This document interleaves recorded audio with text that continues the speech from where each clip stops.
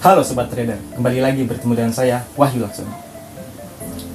NFP dirilis memburuk.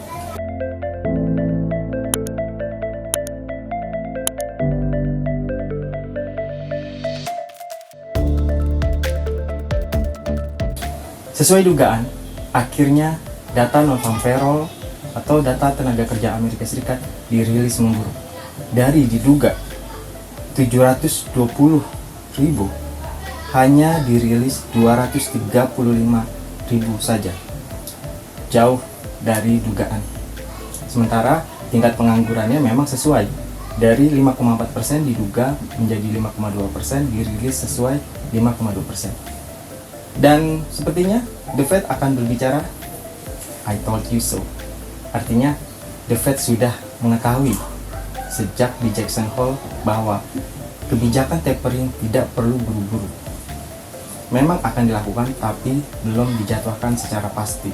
Karena memang inflasi masih sementara, bagi The Fed bukan ancaman, tetapi data tenaga kerja memang masih menjadi masalah terkait pandemi. Bagaimana di video analisis NFP kemarin.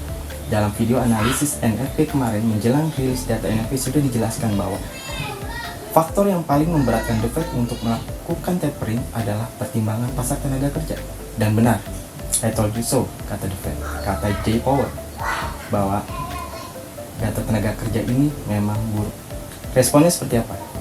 Seperti diduga dalam analisis kemarin juga, dalam video NFP analisis tersebut, dolar melemah. Mata uang seperti euro, pound sterling, dolar Kanada menguat. Juga gold atau XAUUSD juga menguat. Indeks dolar juga melemah menuju atau mendekati 90 ribuan. Jadi kalau dalam paparan video analisis kemarin disebutkan bahwa grafik rilis data NFP pada indeks dolar menunjukkan bahwa pola April bisa jadi terjadi. Data NFP yang jelek memicu pelemahan dolar seperti di bulan April lalu. Kemungkinan di September ini bisa terjadi, apalagi setelah ada peluang indeks dolar jatuh di bawah MA 50 daily-nya. Tetapi pelemahan dolar ini masih harus kita perhatikan lebih lanjut, karena walaupun mata uang dan emas menguat terhadap dolar, major currency menguat terhadap dolar, emas menguat terhadap dolar, tapi kita perhatikan bahwa ada dua hal yang masih menjadi penentu apakah tren ini akan berlanjut atau tidak. Seperti kita ketahui bahwa euro merupakan indikator utama dalam major currency, dan hingga saat ini euro masih menguji resisten kuatnya dengan pola rounding up-nya. Saat ini euro sedang menguji level tertingginya di bulan Juli, bulan kemarin, yaitu 1.1910. Sementara XAUUSD juga mirip dengan euro, membentuk rounding bottom. Sebagaimana kita ketahui, euro USD merupakan indikator utama atau tolak ukur utama dalam indeks dolar, di mana euro USD sedang menguji resisten terkuatnya saat ini. Dengan membentuk pola rounding bottom, dia menguji resisten terkuatnya, yaitu 1.1910 atau mendekati tertinggi bulan Juli lalu, sekitar 1.1909. Sementara XAUUSD juga seperti itu, membentuk rounding bottom, sedang menguji level resistennya juga bulan Juli lalu, yaitu 1834. Artinya XAUUSD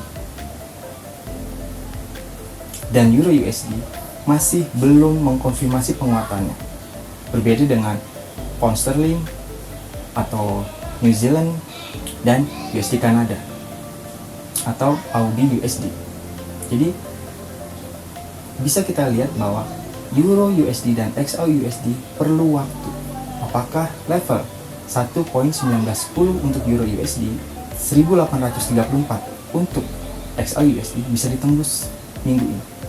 Dan peluangnya masih terbuka minggu ini, karena sepertinya efek dari pelemahan indeks dolar itu masih akan terasa di minggu ini secara teknikal maupun fundamental, selama data-data rilis Amerika nantinya belum mengubah pandangan atau sentimen tersebut. Setidaknya hingga menjelang FOMC meeting 23 September nanti. FOMC yang penting juga ditunggu tentang kembali lagi membahas masalah tapering. Demikianlah pembahasan kita kali ini. Kesimpulannya adalah tren pelemahan USD atau tren pelemahan indeks dolar masih akan menunggu level kritis bagi Euro USD di 1.1910 dan XAU USD di level 1834.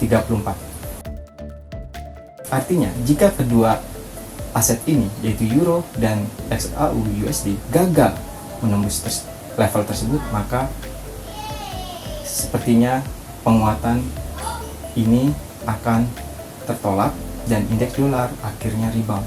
Tapi sementara ini peluangnya masih terbuka untuk penembusan level tersebut. Demikianlah pembahasan kita kali ini. Ingat, pasang stop loss, target yang rasional. Terima kasih, saya Wahyu Laksono. Salam profit.